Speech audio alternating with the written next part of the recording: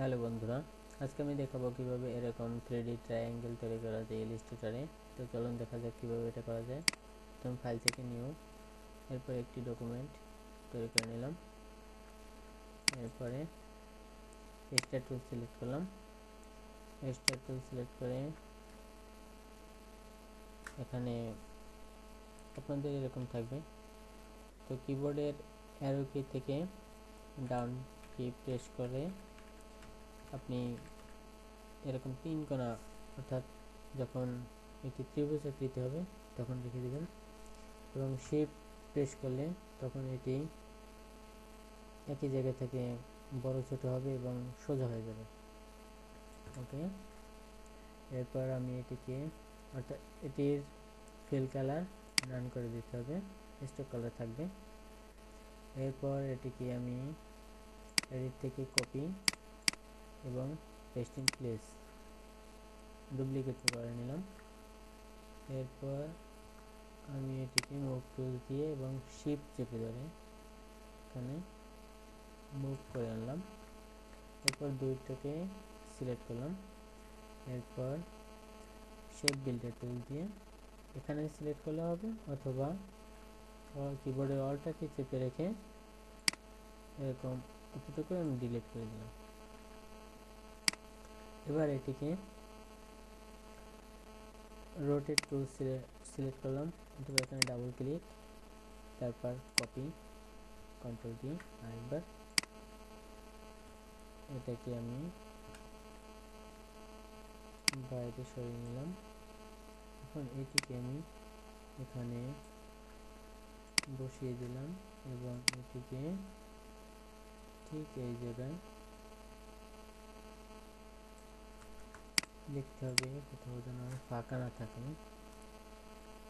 স্পেসের জন্য দেখতে সুন্দর হবে না।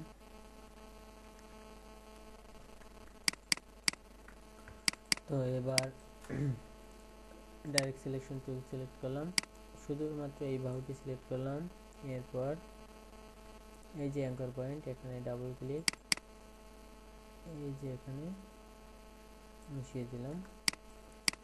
ঠিক একইভাবে এটি এই বাহুটি সিলেক্ট করলাম, অ্যাঙ্কার পয়েন্ট, ডাবল ক্লিক এবং এখানে মিশিয়ে দিলাম। এখানে সিলেক্ট, অ্যাঙ্কার পয়েন্ট এবং ডাইরেক্ট সিলেকশন টুল দিয়ে আমি এটাকে মিশিয়ে দিলাম। ওকে, এরপরে আমি এটির স্ট্রোকটা একটু কমিয়ে নিই। ওকে, এরপর এখানে একটি গ্রেডিয়েন্ট অ্যাপ্লাই করা যাক। এখানে ধরুন আমি রেড দিলাম, রিভার্স করে দিলাম যেন এখানে কালো থাকে। এরপর এটি সিলেক্ট করলাম, আইড্রপার দিয়ে আগের গ্রেডিয়েন্ট সিলেক্ট করলাম। এবার আবার এটি রিভার্স করে নিলাম যাতে এই মধ্য বরাবরের জায়গাটায় কালো থাকে।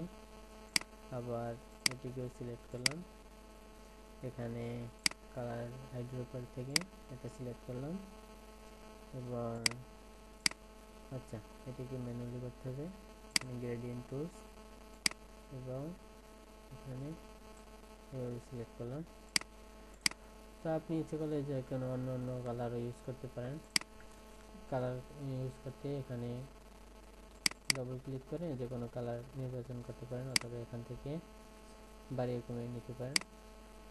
এরপর আরেকটু 3D রূপ দেওয়ার জন্য এখান থেকে রেখা নির্বাচন করে এই অ্যাঙ্কার পয়েন্ট থেকে একদম এই অ্যাঙ্কার পয়েন্ট পর্যন্ত একটি রেখা তৈরি করলাম। Colour to stroke to pixel, uniform with profile 1 এবং এর স্ট্রোক কালারটা হোয়াইট, অথবা এখান থেকেও আপনি স্ট্রোক কালার নির্বাচন করতে পারেন। এরপর একইভাবে এটি সিলেকশন থাকা অবস্থায় রোটেট টুল সিলেক্ট করলাম, এখানে double click, 120, copy, copy, control D চেপে আমি আবারও কপি করে নিলাম এরপর এটাকে আমি এই জায়গায় পেস্ট করে দিলাম। দেখবেন এটা যেন ভালোভাবে হয়, নাহলে সুন্দর দেখাবে না, এবং এটি হয়ে যাবে। তো আমাদের এরকম একটি 3D ট্রায়াঙ্গেল তৈরি হয়ে গেল। ধন্যবাদ টিউটোরিয়ালটি দেখার জন্য।